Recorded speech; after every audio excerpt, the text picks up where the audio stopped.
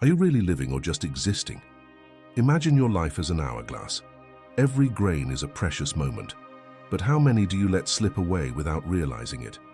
In this video, we'll explore how to stop wasting your life and start truly living it. From the power of mindfulness to the art of saying no, we'll discover how to make the most of our time. And watch out, because the last tip will surprise you. We'll also talk about how to stop overthinking and free yourself from that mental paralysis that keeps you from moving forward, ready to turn your life around. Before we get started, if you find value in these videos, please subscribe and click the bell to stay updated. Let's get started. Did you know that time is like that last slice of pizza that everyone wants but no one can duplicate? That's right, folks. Let's talk about the most valuable resource we have: time. It's funny, isn't it? We spend more time choosing what to watch on Netflix than we do planning our lives, what priorities we have. But don't feel bad, you're not the only one. According to a Stanford University study, the average American spends about 2 hours and 22 minutes a day on social media. Can you imagine all the things you could do with that time? You could learn a new language, write a book, or even discover the cure for boredom if it exists. The Roman philosopher Seneca once said, "It's not that we have too little time, but that we waste too much." And boy, was he right. Let's think about this. If we lived 80 years, we would spend approximately 26 years sleeping, 13 years working, and 8 years watching TV. Surprised? I also was left with my mouth hanging open when I heard that. But all is not lost. Psychologist Philip Zimbardo, known for his Stanford prison experiment, has devoted much of his career to studying our perception of time. According to him, the key is to develop a balanced time perspective, that is, to learn to value the past, live in the present, and plan for the future. Sounds nice, doesn't it? But don't worry, you don't have to become a Zen master overnight. Now, why is time so valuable? Well, besides being irreplaceable, because let's be honest, no one has invented a time machine yet, time is democratic. We all have the same 24 hours a day, whether you, me, or Beyoncé. The difference is in how we use it. Neuroscientist David Eagleman has discovered that our brains perceive time differently depending on what we are doing. So when we're bored, time seems to crawl like an overweight snail. But when we're having fun, it flies like it has rocket wings. The solution? Fill our days with meaningful and challenging activities. And here's the kicker. A Harvard University study revealed that people who invest their time in experiences rather than material things tend to be happier. So next time you're about to buy that gadget you need, think about whether it wouldn't be better to invest in a trip or learning something new. So how can we start making better use of our time? Well, we could start by stopping counting the hours until we leave work and start counting the opportunities we have to grow every day. Or perhaps instead of complaining that we don't have time, we could ask ourselves, am I using my time on what really matters? Remember, time is like a boomerang. What you throw today comes back to you tomorrow. So, throw wisely, my friend. And if all of this seems overwhelming to you, don't worry. Rome wasn't built in a day, and neither will your perfect life. But hey, why not start today? After all, the best time to plant a tree was 20 years ago. The second best time is now. And speaking of making important decisions, have you ever felt like your life is like a ship adrift, with no direction or course? Don't worry, you're not alone. Many of us find ourselves at some point sailing without a compass in the sea of life. But what if I told you that there is a way to find your north? Friends, get ready to discover the power of purpose. According to Carl Jung himself, this Swiss psychiatrist not only had an impressive mustache, but also revolutionary ideas about how to live a fulfilling life. Jung told us about something called individuation. No, it's not a new fad diet or an extreme yoga exercise. Individuation is the process of becoming the best version of yourself. It's as if you are a seed and your purpose is the sun that helps you grow and flourish. But how do we find that purpose? Jung would say it's inside you, waiting to be discovered. It's like looking for the keys you lost. They were always in the last place you looked, right? Finding your purpose can be like turning on a light in a dark room. Suddenly, everything is clearer and you know exactly where to go. It's like having an internal GPS that guides you in every decision you make. Remember Steve Jobs, that guy who gave us the iPhone and got us addicted to touchscreens? Well, he discovered his purpose and transformed not only his life, but the lives of millions of people. And no, his purpose wasn't to make us spend hours scrolling through Instagram or think Malala Yousafzai. This young Pakistani girl found her purpose in education and became the youngest Nobel Peace Prize winner in history. See how purpose can give you superpowers? But don't be scared into thinking you have to change the world to have purpose. Sometimes the most meaningful purpose can be as simple as being the best parent you can be, or helping your local community. Jung believed that each of us has a unique role to play in the world. It's as if life were a great play, and you had a starring role. Wouldn't it be a shame to stay behind the scenes? Now, finding your purpose is not like ordering a pizza delivery. It doesn't arrive in 30 minutes or for free. It takes time, reflection, and sometimes a little trial and error. It's like learning to ride a bike. At first, you may fall off a few times, but once you master it, what freedom! Jung taught us that purpose is not something imposed on us from outside, but something we discover within ourselves. It is as if we have a treasure buried within us, and our task is to unearth it. So, dear friend, are you ready to embark on this adventure of self-discovery? Remember, it's not about reaching a final destination, it's about enjoying the journey. And who knows, maybe along the way you will discover that your purpose was just that, to live a full and meaningful life. As Jung himself would say, the meaning of life is to find meaning in it. So stop looking for your purpose at the bottom of a bag of potato chips and start exploring the depths of your being. Who knows what treasures you might find? And speaking of being present, have you ever had the feeling of being physically in one place but mentally in another? Welcome to the fascinating world of mindfulness, the art of being present. Don't worry, you won't need a third eye or levitate to master this skill. Imagine your mind like a restless monkey, jumping from branch to branch. Mindfulness is like teaching that monkey to sit quietly and enjoy the scenery. Sounds easy, right? Well, not so much, but I promise it's worth the effort. Dr. Jon Kabat-Zinn, the guru of mindfulness in the West, defines it as intentionally paying attention to the present moment without judgment. It's like giving your brain a break from its constant internal chatter. And believe me, your brain will thank you for it. But it's not just a matter of relaxing. A Harvard University study found that we spend about 47% of our time thinking about something other than what we're doing. Imagine all the things you're missing out on while your mind wanders in the clouds. Now, what are the benefits of this practice? Well, hold on, because the list is long. It reduces stress, improves concentration, increases creativity, and can even make you look more handsome. Well, the latter is not scientifically proven, but you never know. A study published in the journal Psychological Science showed that people who practice mindfulness regularly have a greater ability to regulate their emotions. It's like having a remote control for your feelings. Can you imagine being able to turn down the volume on your anxiety or turn up the volume on your happiness? But it's not all rosy. Mindfulness takes practice and patience. It's like going to the gym for your mind. At first it can be uncomfortable and frustrating, but over time you'll notice the results. Want to try a simple exercise? Close your eyes for a moment and focus on your breathing. Count 10 full breaths. If your mind gets distracted, and it will, believe me, just watch the thought and return to your breathing. Easy, isn't it? Well, maybe not so much, but it's a good start. The famous psychologist Carl Jung once said, "Who looks outward dreams, who looks inward awakens." Mindfulness is like an alarm clock for your consciousness. It helps you to be more present in your life, to savor each moment as if it were the last bite of your favorite dessert. Remember, it's not about emptying your mind of thoughts. That would be like trying to stop a dog from chasing its tail. It's about observing your thoughts without getting hooked on them. It's like watching the clouds pass in the sky without trying to catch them. So the next time you find yourself lost in your thoughts, ask yourself, am I really here? And if the answer is no, take a deep breath and come back to the present. After all, it's the only place you can really live. Before we move on to the next point, if you're liking the video, don't forget to hit the like button and subscribe to the channel with the bell so you don't miss future videos.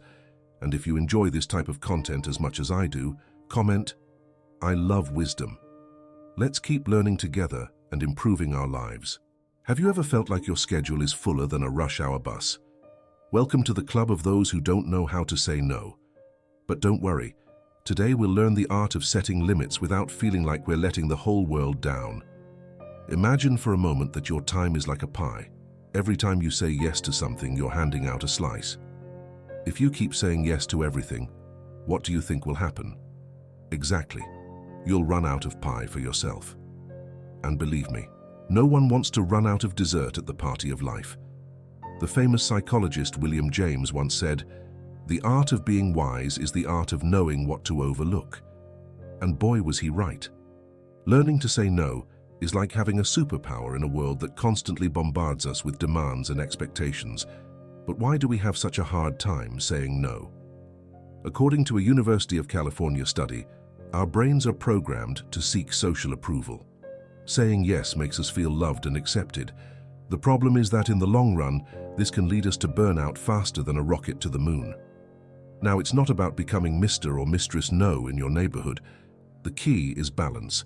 As the philosopher Aristotle would say, virtue lies in the middle ground, in this case, between being a human doormat and a grumpy hermit. So how can we say no without feeling guilty? Here are a few tricks. 1. The polite sandwich. Start with something positive, say no, and end with something kind. For example, "I love your enthusiasm, but I can't join the project. I wish you every success." 2. The deferred no. If you find it hard to say no in the moment, ask for time to think about it. "Let me check with you and let you know." This gives you space to reflect and respond calmly. 3. The propositional no. Offer an alternative. "I can't do that, but I could help you with this other thing." Remember, every time you say yes to something, you are saying no to something else. Are you sure you are making the right choice? The writer Paulo Coelho tells a story about a king who dreamed he was losing all his teeth. Worried, he called a wise man to interpret the dream. The wise man told him, "What a disgrace. Each tooth represents one of your relatives. You will lose them all." The king, furious, imprisoned him and summoned another wise man. The latter, after hearing the dream, exclaimed, "Excellent news. You will outlive all your relatives." The king, pleased, rewarded him generously. The moral is clear. It is not what you say, but how you say it. Learning to say no tactfully is an art that can change your life. So the next time you're tempted to say yes just to please someone, remember, your time is valuable. Use it wisely. As Steve Jobs once said, "I'm as proud of the things we haven't done as the things we have. Sometimes what we don't do is as important as what we do." In short, learning to say no is like having a protective shield against chaos and stress. It's taking a step toward a more balanced and fulfilling life. So, are you ready to start using your new superpower? Remember, every no is a yes to yourself and what really matters in your life. Have you ever felt overwhelmed by an endless list of tasks? Today we are going to learn a technique that will help you bring order to that chaos, the Eisenhower Matrix. Yes, that Eisenhower, the former US president who, apparently, in addition to leading a country, found time to create a time management tool. This matrix is like a GPS for your productivity. It helps you navigate the sea of your responsibilities without getting shipwrecked in the attempt. Ready to find out how it works? Here we go. The Eisenhower Matrix divides your tasks into 4 quadrants based on 2 criteria: urgency and importance. It's like classifying your chores at a costume party. The important and urgent ones are the VIP guests, while the unimportant and non-urgent ones are those who snuck in uninvited. Quadrant 1. Important and urgent. Here are those tasks that scream, "Do me now," such as putting out a fire or delivering a report due yesterday. These are the crises and pressing issues. The key here is to act fast, but also to ask yourself, how can I prevent this from happening again? Quadrant 2. Important but not urgent. This is the star quadrant, where the magic happens. Here go your long-term goals, your personal development and planning. It's like planting seeds. They don't bear fruit right away, but they are essential to your growth. Psychologist Abraham Maslow would say, this is where you self-actualize. Quadrant 3, urgent but not important. Beware of this tricky quadrant. It's those constant interruptions, calls, emails that seem urgent but don't add real value. It's like having a parrot on your shoulder yelling at you all day long. The key here is to delegate or minimize. Quadrant 4, neither important nor urgent. Here go those time thieves we love so much. Social networks, TV series, office gossip. They are like dessert, tasty, but too much of them hurts you. Don't cut them out completely. We all need a little fun, but keep them in check. Now, how do you apply this to your day-to-day life? Start by making a list of all your to-dos, then sort them into quadrants. You'll be surprised at how many things you thought were urgent are actually not so urgent. A University of California study revealed that people who prioritize their tasks using methods like the Eisenhower Matrix experience 23% less stress and 28% more productivity. Not bad, huh? But beware, it is not about becoming a soulless efficiency machine. Philosopher Bertrand Russell reminds us, time you enjoy wasting is not time wasted. So don't feel guilty about spending time in quadrant 4 from time to time. The key is balance. Here's a challenge. Over the next week, rank your tasks using the Eisenhower Matrix. You'll see how you suddenly have more clarity about what's really important in your life. And who knows, you may find you have time to learn to juggle or speak Klingon. The sky's the limit when you know how to prioritize. Prioritizing isn't about doing more, it's about doing what matters. As the good Eisenhower would say, what is important is seldom urgent, and what is urgent is seldom important. So, the next time you feel overwhelmed, take a deep breath and ask yourself, what quadrant is this task in? Your future self will thank you. Have you ever tried to move a mountain? Sounds impossible, doesn't it?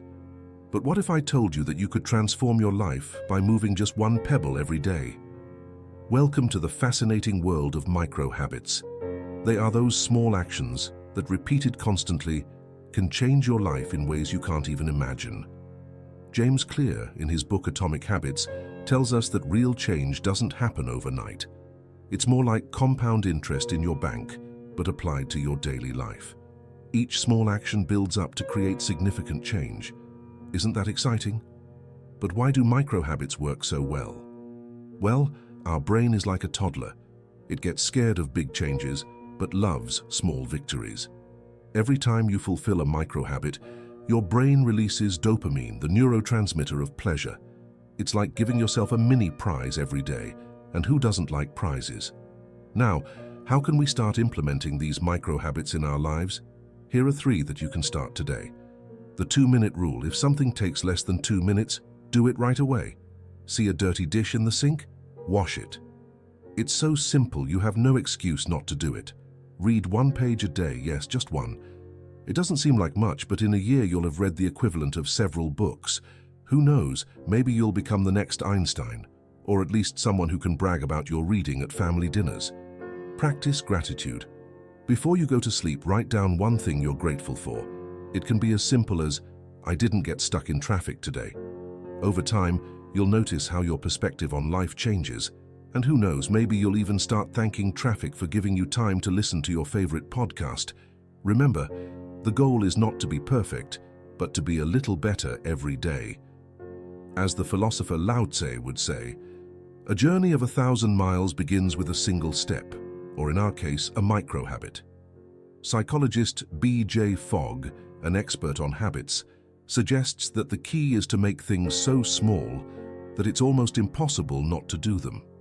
Want to exercise? Start with 1 squat a day. Sounds ridiculous maybe, but it's a start. And here's the best part. These micro-habits create a ripple effect that leads you to do more. Maybe not marathons, but definitely more than 1 squat.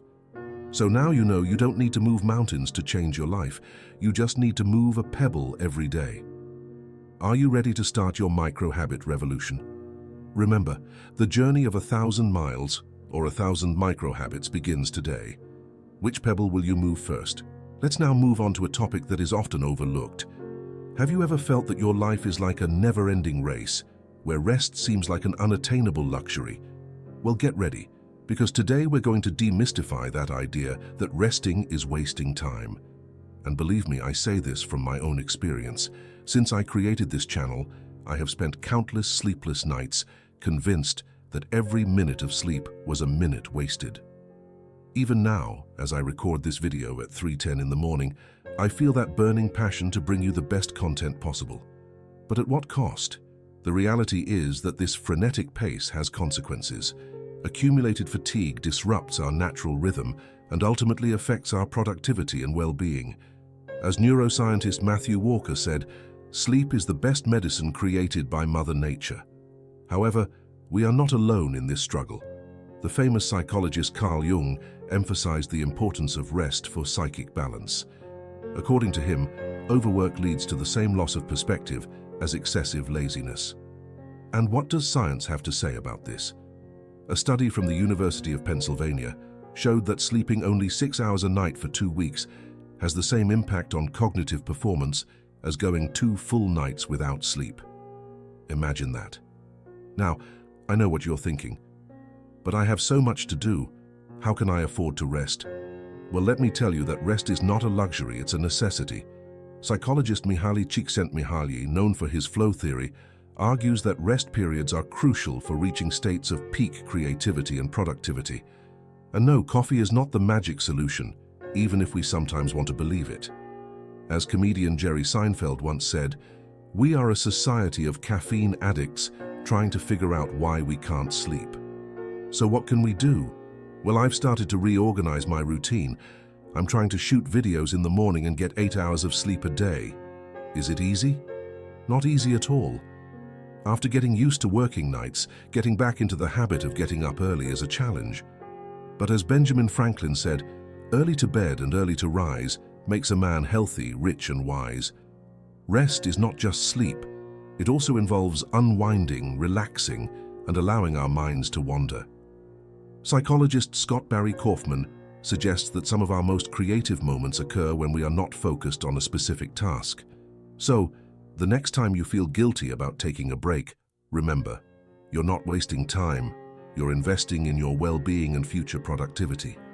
As the philosopher Bertrand Russell once said, time you enjoy wasting is not time wasted.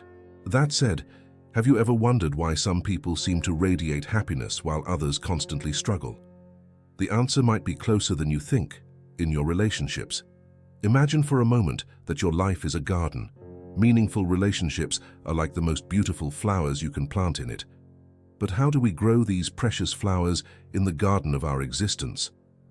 The famous psychologist Abraham Maslow gave us a clue when he placed relationships at the center of his pyramid of human needs.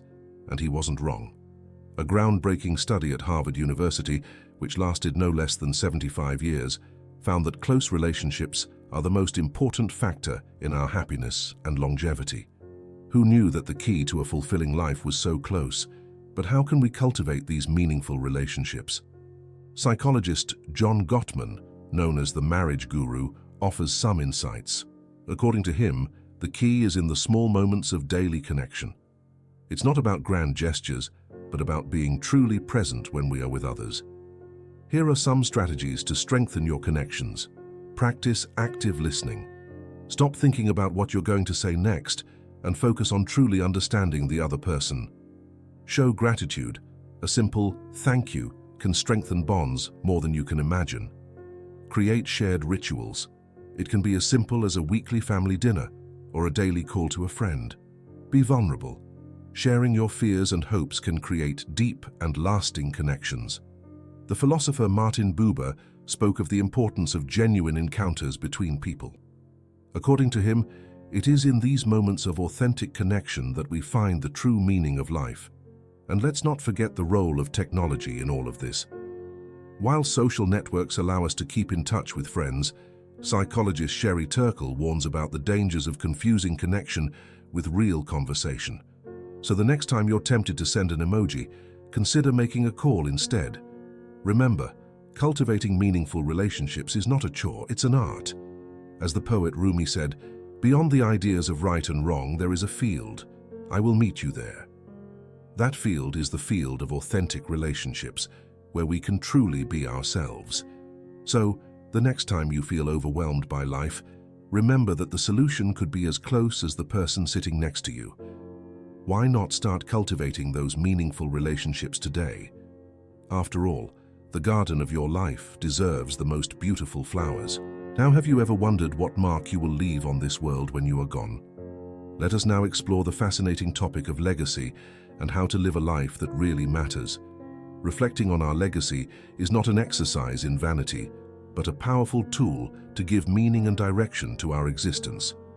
As the famous psychologist Carl Jung famously said, "The unlived life is a disease from which one can die."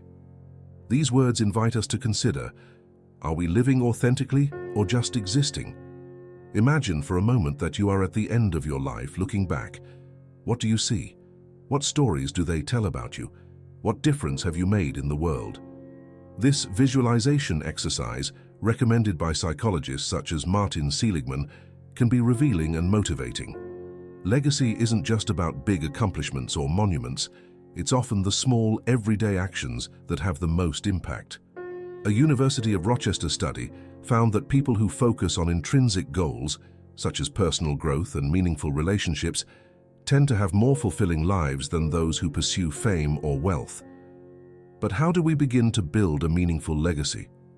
The philosopher Seneca suggested, start living now and count each day as a separate life. This idea invites us to give importance to each moment, to each interaction. A practical exercise is to write your own obituary. Sounds a bit macabre, doesn't it? But wait, it's not as grim as it sounds. This exercise, popularized by psychologist Alfred Adler, helps you clarify your values and priorities. What would you like it to say? What accomplishments would make you feel you've lived a full life? Neuroscientist David Eagleman proposes an interesting theory about time perception and memory. According to him, our brain registers more details when we experience something new, which makes time seem to pass more slowly. The lesson for living a life that matters is to constantly seek out new experiences and challenges. Remember, it's not about being perfect. As humanistic psychologist Carl Rogers said, the good life is a process, not a state of being. It's about constantly striving to grow, learn, and contribute. A Harvard University study on adult development, one of the longest conducted, found that relationships are the most important factor in a happy and meaningful life. So as you think about your legacy, consider how you can strengthen your connections with others. So, don't forget that your legacy begins today with every decision you make. As philosopher Ralph Waldo Emerson said, the purpose of life is to be useful, to be honorable, to be compassionate, to have some difference, because you have lived and lived well. So what story do you want your life to tell? What difference do you want to make in the world? The answer to these questions could be the first step toward a truly meaningful life. Remember, it's not about what you leave behind, it's about how you live each day. The path to a fulfilling life may seem complicated, but it is actually simpler than you think. We often get lost in a maze of thoughts, analyzing every decision to exhaustion. But guess what? Overthinking is one of the biggest thieves of our happiness. We will soon make a video dedicated exclusively to this topic, but for now let me share with you a secret. Action is the key. Thinking is fine, it's necessary, but thinking alone doesn't change anything. You need action, movement, taking that first step. As psychologist William James once said, the art of being wise is the art of knowing what to overlook. In other words, not everything is worth your time and mental energy. Sometimes, the simplest answer is the right one. Imagine for a moment that your life is like a big blank canvas. Are you going to spend hours deciding what color to use, or are you just going to start painting? The truth is that we often make things more complicated than they need to be. If someone bothers you, why not tell them directly? If you like someone, why not express it? You'd be surprised how much time and headaches you can save just by being direct. I say this from my own experience. The philosopher Epictetus once said, "It is not things that disturb us, but our opinions about them." How many times have you created catastrophic scenarios in your mind, only to discover that reality was far less dramatic? Living fully is not about having all the answers or never making mistakes. It's about embracing uncertainty, about daring to be vulnerable. As Brené Brown, researcher and author, said, vulnerability is the cradle of innovation, creativity, and change. So the next time you find yourself stuck in an endless cycle of thoughts, remember, life is out there, waiting for you. You don't need to have it all figured out to start living it. Sometimes the simple act of taking one step, no matter how small, can trigger a series of events that will lead you exactly where you need to be. If you've made it this far, write in the comments "My time is worth gold," so I'll know who the victors are that made it to the end of the video. Don't forget to like, subscribe, and turn on notifications for more content like this in the future. Share this video with those who may find it useful and consider supporting the channel by becoming a member. I'll leave a link in the commentary for you to download my ebook. Now I recommend you watch one of these 2 videos to continue learning about Stoicism and human psychology. Best regards, and see you next time.